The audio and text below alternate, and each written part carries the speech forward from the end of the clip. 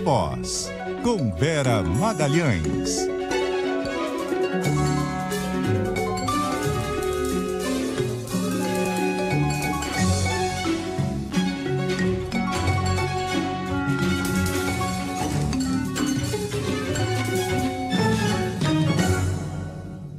Oi, Vera, boa noite, tudo bem?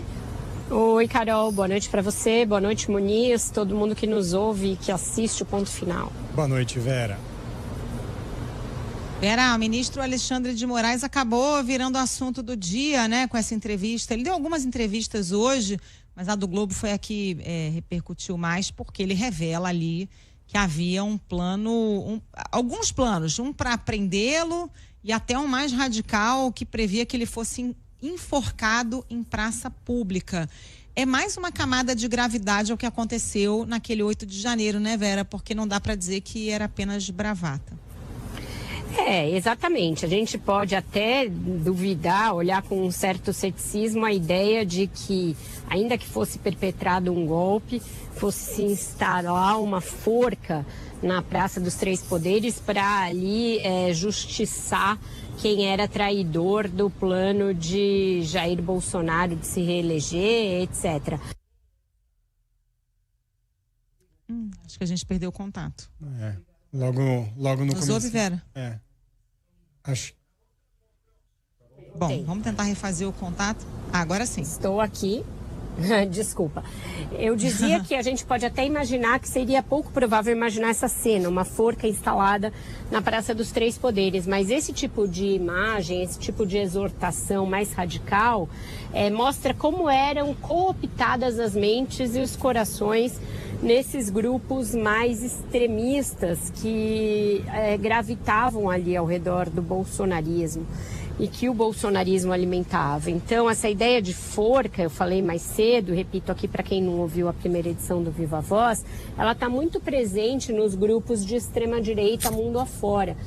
Os aceleracionistas dos Estados Unidos, que estiveram ali envolvidos na invasão do Capitólio, os supremacistas brancos, eles usam essa imagem de se colocar os impuros de raça ou os traidores da pátria em forca como uma maneira de fazer essa lavagem cerebral a que o ministro se refere. Então, o fato disso ter sido usado em mensagens de grupos ou de redes sociais, mostra como foi feita toda a cooptação dessas pessoas para que elas deixassem as suas casas, rumassem para acampamentos, fossem nas suas cidades ou em Brasília, ou seja, pegassem ônibus, atravessassem o país muitas vezes para chegar a Brasília, ficar na frente de um quartel por meses, desde a eleição até o dia 8, e aí perpetrar ataques daquela natureza. Então, sim, acrescenta camadas de gravidade, a despeito de a gente imaginar que fosse pouco provável que se realizasse um plano dessa natureza, mas você usar essas artimanhas para convencer as pessoas mostra que elas estavam de fato dispostas a tudo e aplaudindo esse tipo de radicalização e esse tipo de extremização do discurso. Então, a entrevista toca nesses pontos, ela toca ali no quanto que as redes sociais foram um veículo dessa divulgação e propagação de discurso de ódio, e mostra que o que houve no 8 de janeiro não foi uma brincadeira, não foram pessoas ali meio, nossa, estavam ali, quebraram um pouco as coisas. Foi de fato um grupo que foi motivado pela ideia de que era possível virar o jogo das eleições, desconsiderar o que as urnas consagraram, que foi a vitória do Lula, e refazer a história recolocando Jair Bolsonaro no poder. Vera, essa entrevista chamou muito atenção por essas falas a respeito desses planos contra o próprio Alexandre de Moraes, mas teve também vários outros recados bem fortes ali que ele trouxe nessa entrevista. Ele falou sobre a estratégia de segurança, como essa estratégia falhou, também anunciou desdobramentos das investigações que a gente pode esperar, até falando sobre como os políticos podem acabar sendo envolvidos, responsabilizados. Enfim, vários recados bem fortes nessa entrevista ao Globo. O que mais chamou aí a sua atenção, hein? Exato, Muniz. A entrevista tem esse highlight ali que chama a atenção de todo mundo e rende grandes manchetes, que é essa história enforcado em praça pública.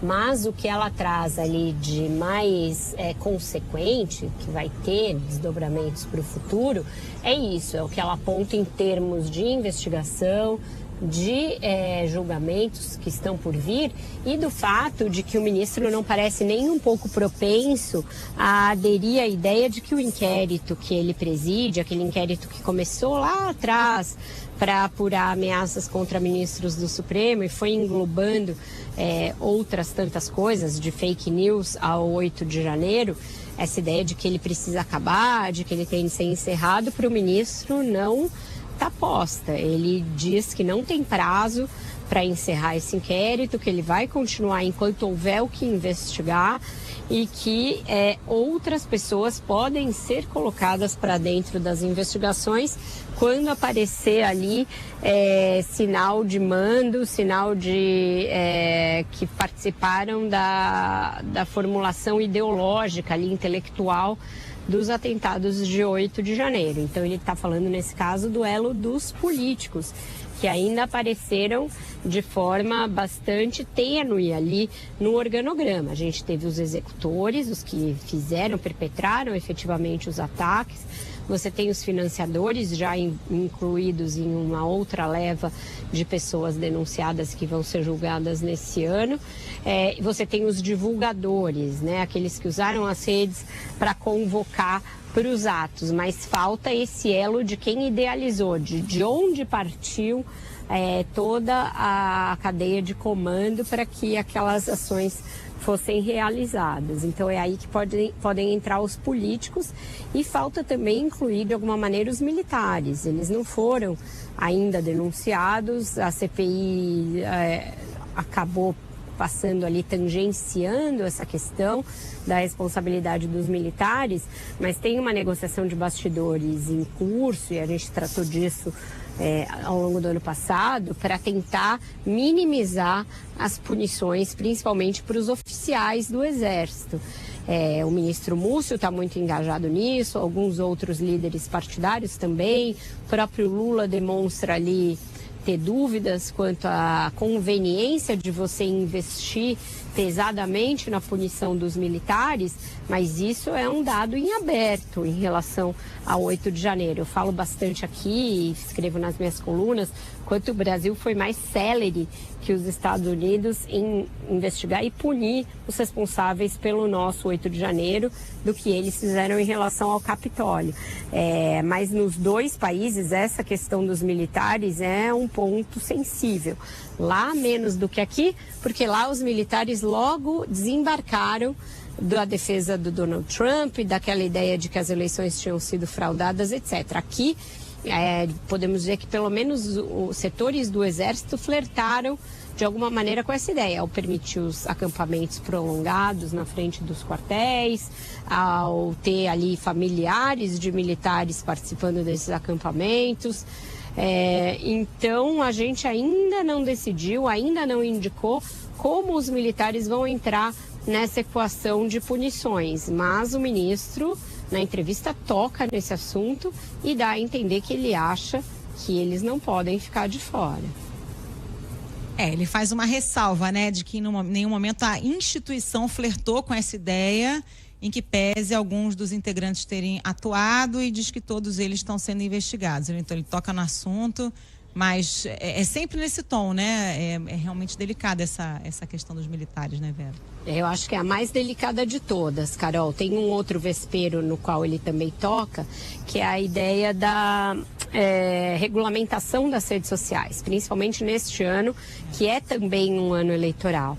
E a gente tem aí ideias de como regulamentar tanto as redes quanto o uso de inteligência artificial nas campanhas. O TSE começa a se debruçar sobre isso também, está com a ministra Carmen Lúcia, um estudo a respeito disso, de se baixar uma resolução para modular o uso de inteligência artificial. Então esse é um vespeiro e está por vir.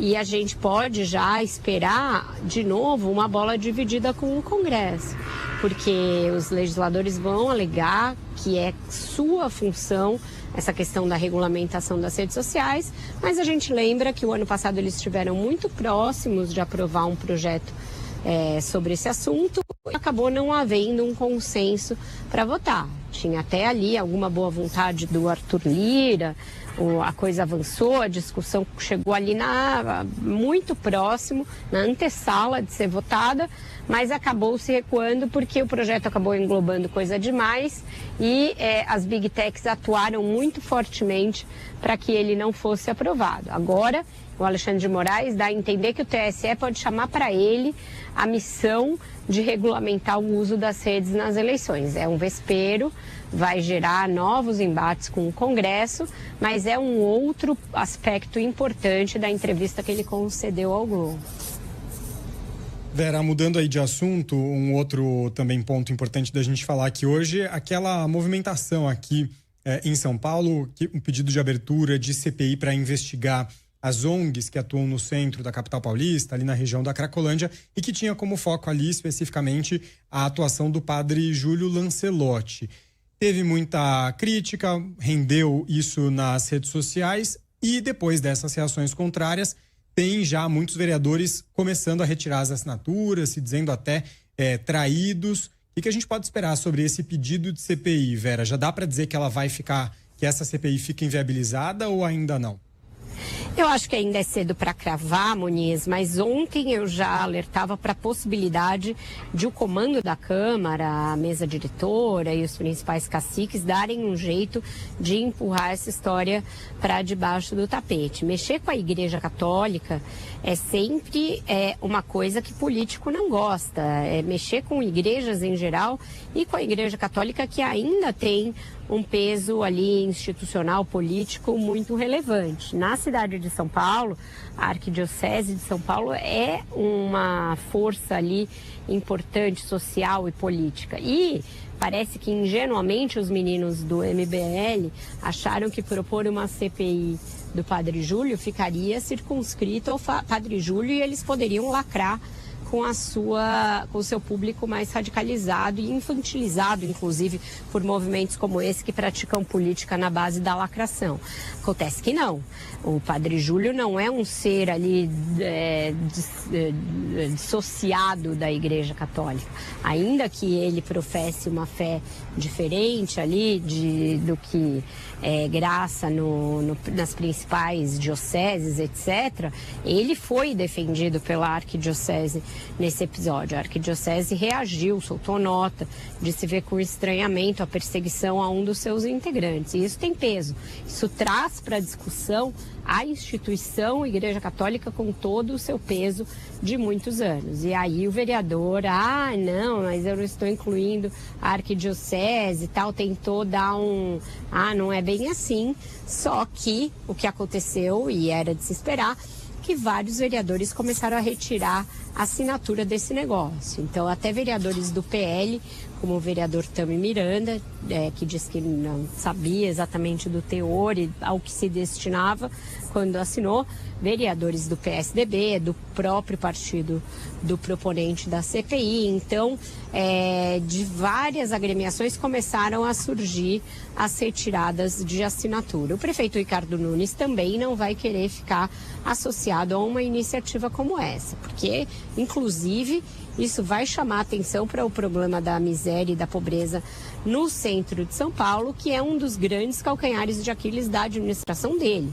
Problema que ele não consegue resolver e do qual ele deveria estar sendo cobrado e não o Padre Júlio. Então ele não vai querer que o ano comece com a Câmara voltada a ficar discutindo isso. Então vai haver certamente um trabalho de meio de campo dos políticos ali do establishment, por assim dizer, para jogar essa bobagem para lá e se dedicar ao que importa, que é a política de fato. Então, acredito que sim, que essa CPI tem boa chance de ter virado um factoide, um do que a gente chama de flores do recesso, quando falta assunto e assuntos factoides, como essa bobajaiada, ganham relevância.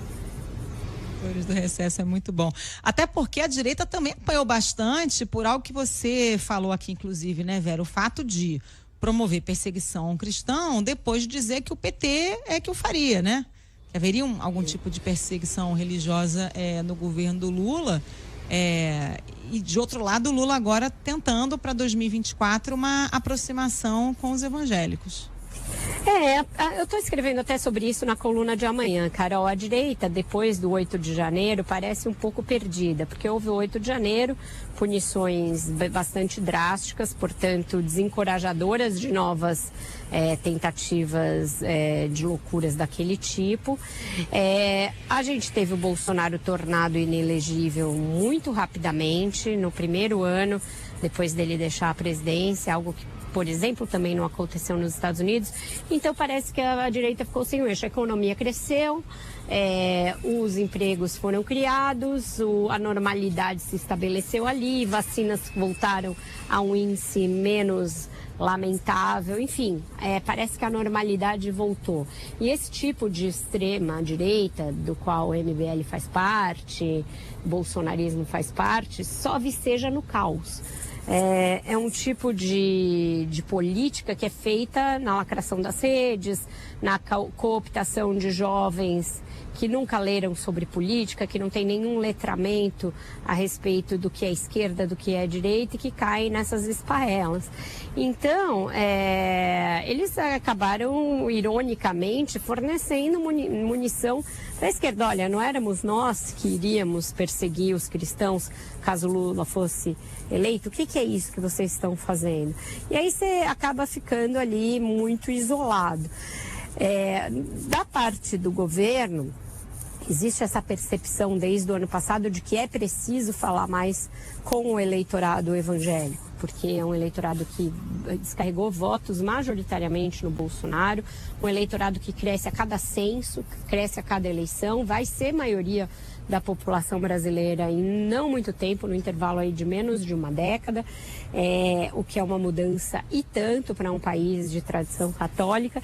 E o PT, a esquerda, realmente não sabem falar com esse público. Você tem aí uma agenda progressista que é mais associada à esquerda, que choca o eleitorado mais conservador, o eleitorado evangélico, quando você fala de questões como aborto e outras, liberação das drogas. Então, a esquerda ainda não encontrou um caminho para falar com esse público e está em busca disso. E o Lula deve fazer um encontro com evangélicos já no mês de fevereiro para tentar romper essa grande estranheza, essa grande rejeição que existe ao seu governo e ao PT nesses públicos. Não vai ser muito fácil. A gente sabe que tem lideranças evangélicas que estão na política e que são próximas ao bolsonarismo e que insistem e batem muito nessa tecla do antipetismo e da anti-esquerda. Então não vai ser algo simples, mas ele vai fazer um gesto de aproximação num encontro que vai ocorrer agora em fevereiro, que ainda está sendo desenhado. Não se sabe se ele vai incluir, por exemplo, essas lideranças mais à direita e que tem ali também um braço na política. Então, vamos esperar para ver como vai ser, mas é isso, movimentos contrários. A direita meio perdida e dando esse tiro no pé, investindo contra um religioso, um cristão, e o Lula tentando furar essa bolha e falar mais próximo aos evangélicos. Música de hoje, você descobriu uma música da Plebe Rude do ano passado, Vera? Você veja só que descoberta arqueológica, só que não, né? É isso, a Plebe Rude que surgiu lá nos anos 80 em Brasília. Toda vez que se fala em arruaça em Brasília, em problema em Brasília, me vem a Plebe Rude porque é das bandas seminais do rock brasiliense, da época ainda da redemocratização. E eles fizeram um álbum no ano passado chamado Evolução número 2, que é uma espécie de ópera rock, punk rock, que fala sobre os anos aí que a gente viveu de bolsonarismo, etc. E é justamente uma música desse álbum que eu trago aí pra gente encerrar o Viva Voz de hoje, que tem o nome muito alusivo, que se chama Marchando pelo Aparato. Esse é nosso líder, ele fala por nós.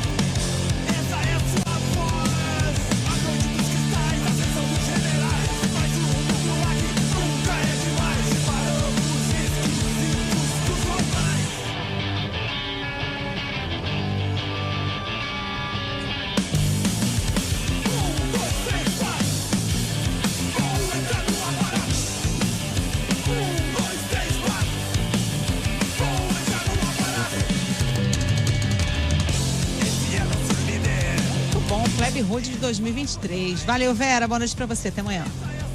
Até amanhã. Uma boa noite para vocês todos. Boa noite, Vera. Até.